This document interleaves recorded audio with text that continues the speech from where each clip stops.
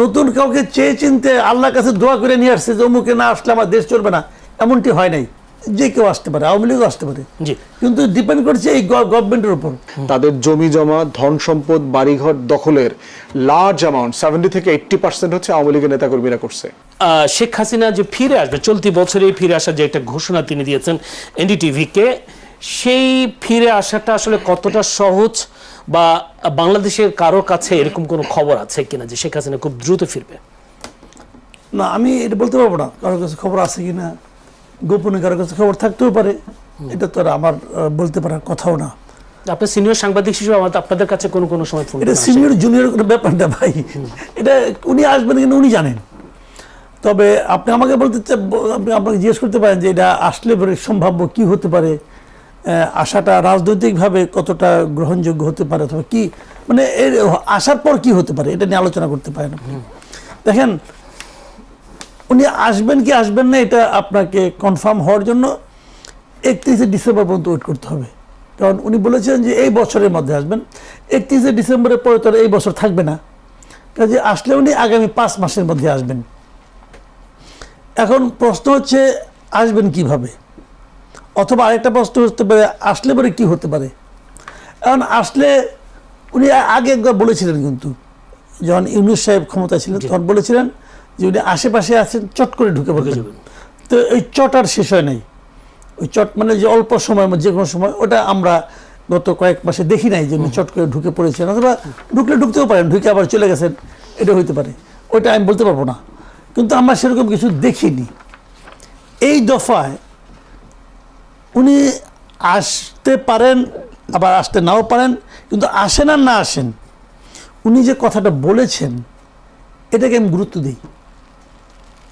আগেরবার চেয়ে এবারটা গুরুত্ব দিচ্ছেন? হ্যাঁ, আগেটা গুরুত্ব দেন, এইবারটা গুরুত্ব দিচ্ছি কেন, অনেক সময় না মানুষ মানে আপনার কথা বলার সময় স্লিপ অফ টাং হয়ে যায়, অথবা আবেগে আপ্লুত হয়ে কিছু বলে ফেলা। কিন্তু যখন মানুষ একটা কিছু লেখে তোর কিন্তু হিসাব নিকাশ করে লেখে, আবার লেখাটা একবার রিভাইজ দেয়, পরে বানান টানান দেখে, এরকম। উনার যে ইন্টারভিউটা এনডিটিভি প্রচার করেছে, এটাকে লিখিত ইন্টারভিউ। আসলে এনডিটিভি ওনাকে প্রশ্ন পাঠিয়েছেন, উনি এটা লিখিত উত্তর দিয়েছেন। কাজে এটা ওনার চিন্তা ভাবনা করে বলা কথা। শেখ হাসিনার ভালো মন্দ নিয়ে আপনি যত কিছু বলেন না কেন, আমি কিন্তু শেখ হাসিনাকে মূর্খ মনে করি না। ওনার উনি মেধাবী লোক, কোনো সন্দেহ নেই এতে। একটা লোক এত এত অপকর্ম করছেন টানা 10-15 বছর, তাই না? একদম মানে কিছুই না বুঝলে, কিছুই না জানলে এটা পারতেন না, করছেন তো। জনবিক্ষোভ না হলে, মানে সর্বাত্মক মানে মানুষের বিক্ষোভ না হলে আমাদের দেশের যে মানে যে পলিটিক্যাল পার্টি, এক্সিস্টিং যে পলিটিক্যাল পার্টিগুলি ছিল, এই পলিটিক্যাল পার্টির তো ওনাকে নামার অনেক চেষ্টা করছে, পারে নাই তো রে ভাই, শেষ পর্যন্ত পাবলিকের নাম আসে যায়নি, তাই না? কাজেই এটা মানে ওনার এই মানে মেধাটা উনি কোন জায়গায় ব্যয় করছেন ওনার ব্যাপার, কিন্তু ওনার মাথায় বুদ্ধি আছে, এবং এই বুদ্ধি খাটিয়ে উনি একটা কথা বলছেন। এই কথার রাজনৈতিক গুরুত্ব আমি মনে করি অনেক কীভাবে বলি আপনাকে। প্রথমত আমি যেটা মনে করি যে এর মাধ্যমে তার দলের যে নেতাকর্মী যারা আছে তাদের মধ্যে এক ধরনের, এটাকে কি বলবো, এক ধরনের এনার্জি, এক ধরনের এটা তৈরি হবে, এতে আমার কোনো সন্দেহ নেই। এর আবার নেতিবাচক দিকও আছে। এনার্জির ঠেলায় কেউ তো লাফায় রাস্তায় চলে আসবে, এসে পুলিশের দুটো পেদানি খাবে, অথবা একটা মামলা হবে, আবার তার ফ্যামিলি কিন্তু একটা দুর্বিষহ অবস্থার মধ্যে পড়বে। এটা হলো একটা নেতিবাচক দিক। ইতিবাচক দিক হলো তারা ডিসেম্বর পর্যন্ত এই এনার্জিটা তাদের মধ্যে লালন করবে। তারা ডিসেম্বর পর্যন্ত ভাববে যে হয়তো আমার নেত্রী আসবে। দেখেন, প্র্যাকটিক্যালি চিন্তা করলে শেখ হাসিনার আইসা, বাংলাদেশে আইসা আবার নতুন করে আওয়ামী লীগের দায়িত্ব নেওয়ার মতো বয়স ওনার নাই। আসলে বয়স একটা ফ্যাক্টর, আপনি যত পাওয়ারফুল লোক হন, ট্রাম্পের জন্য কিন্তু বয়স ফ্যাক্টর। কাজেই ওনার সেই অ্যাবিলিটি আছে বলে আমি পার্সোনালি মনে করি না। এনডিটিভি তাকে একটা প্রশ্ন করেছেন, বাংলাদেশের বর্তমান সরকারের কিছু সীমাবদ্ধতার সুযোগে আওয়ামী লীগ আবার খানিকটা জনসমর্থন ফিরে পাচ্ছে বলে দাবি করা হচ্ছে। এই সমর্থনকে রাজনৈতিক সাফল্যে রূপ দেওয়ার মতো সাংগঠনিক শক্তি আসলে আওয়ামী লীগের আছে কিনা? বাংলাদেশের সরকারের কি সীমাবদ্ধতা তাকে আসার পথটাকে পরিষ্কার করে দিচ্ছে কিনা? না, এটা এভাবে আমি বলবো না। শুনেন, বাংলাদেশে যতবার সরকার পরিবর্তন হয়েছে, যতবার যখন নতুন কেউ একটা ক্ষমতা এসেছে, প্রতিবারই আমি দেখেছি যেটা নতুন যারা ক্ষমতা নিয়েছে তাদের জনপ্রিয়তার কারণে জনগণ তাদেরকে বসিয়েছে তা কিন্তু নয়।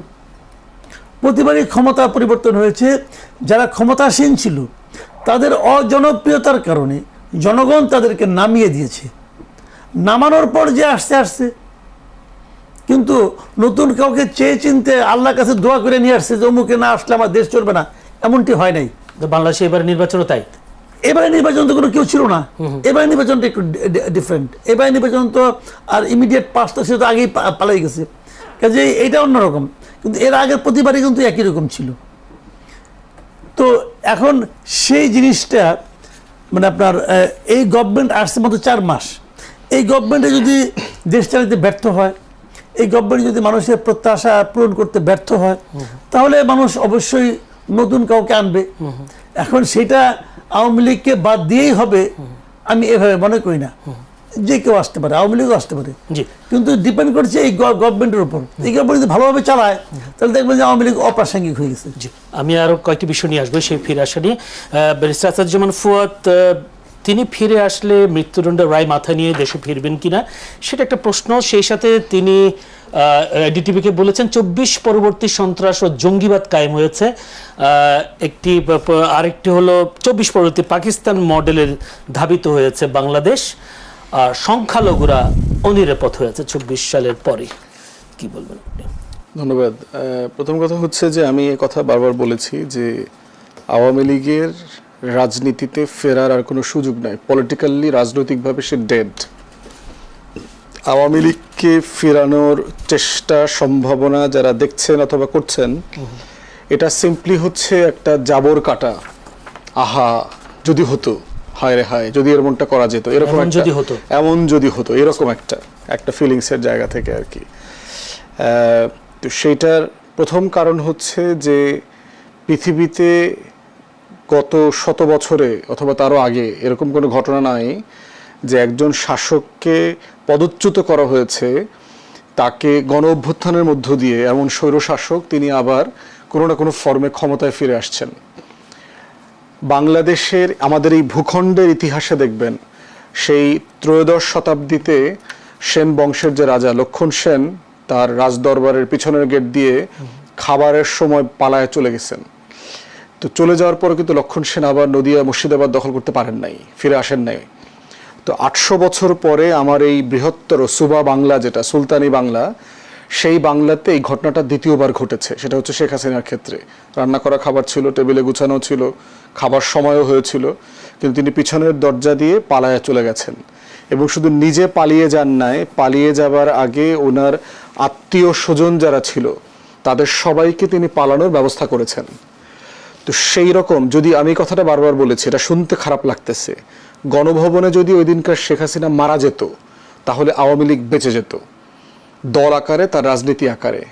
কিন্তু যেই দলের নেতা তার পুরো লক্কর ঝক্কর বাহিনী সহ, আত্মীয় স্বজন সহ ধারাবাহিকভাবে 36 দিনে পালাইছে, সেই বাহিনীর নেতা আর কোনোদিন নেতা আকারে ফিরতে পারবে না। এটা সিম্পলি প্র্যাকটিক্যাল না।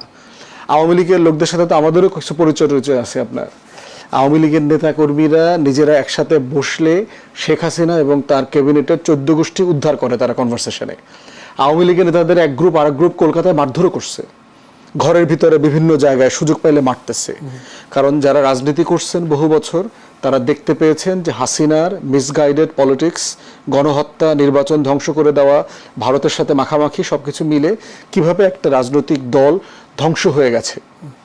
পলিটিক্যালি আওয়ামী লীগের ফেরার সিম্পলি কোনো যৌক্তিক জায়গা নাই। এখন আবার হিস্ট্রিতে চলে যাই, আওয়ামী লীগ ফিরবে না নাকি শেখ হাসিনা ফিরবে না? কোনোটাই ফিরবে না। পলিটিক্যালি 15 আগস্টের পরে তো আওয়ামী লীগ ফিরেছে। এখন পার্থক্যটা বলি, 75 আর 24-এর পার্থক্য হচ্ছে 75-এ কোনো গণ অভ্যুত্থান হয়নি, 75-এ একটা কু হয়েছে। কিছু মুক্তিযোদ্ধা প্রচন্ড বীরত্বের সাথে যারা যুদ্ধ করেছেন বিভিন্ন সেক্টরে, সেই রকম যোদ্ধারা কু করে শেখ মুজিব এবং তার পরিবারের সদস্যদেরকে হত্যা করেছেন। সেটার সাথে পুরো সারা বাংলাদেশ এই প্রসেসের সাথে ইনভলভ ছিল না। ক্ষমতা কে নিয়েছে? 75-এ শেখ মুজিব মারা যাওয়ার পরে ক্ষমতা কে নিয়েছে? মোস্তাক আহমেদ। কোন দলের নেতা? আওয়ামী লীগের। তো আওয়ামী লীগের বাকশালের শেখ মুজিবের ক্যাবিনেটের 22 জন মোস্তাক আহমেদের সাথে একই ক্যাবিনেটে মন্ত্রী হয়েছে, পালাইতে হয়নি তো। আওয়ামী লীগের নেতাকর্মীরা দেশে ছিল। আওয়ামী লীগ 4 টুকরা হয়ে 79 সালে নির্বাচন করেছে না, 4 টুকরা আওয়ামী লীগ নির্বাচন করছে একসাথে। তাহলে কি পালায় নাই তো? তাহলে আওয়ামী লীগ লোকজন ছিল তো কেন? কারণ হচ্ছে শেখ মুজিবের অন্যায় অপকর্মের বিরুদ্ধে কু হয়েছে, পরিবারের সদস্যদেরকে হত্যা করা হয়েছে, সারা দেশবাসী খুশিও হয়েছে, কিন্তু গণ অভ্যুত্থান হয়নি।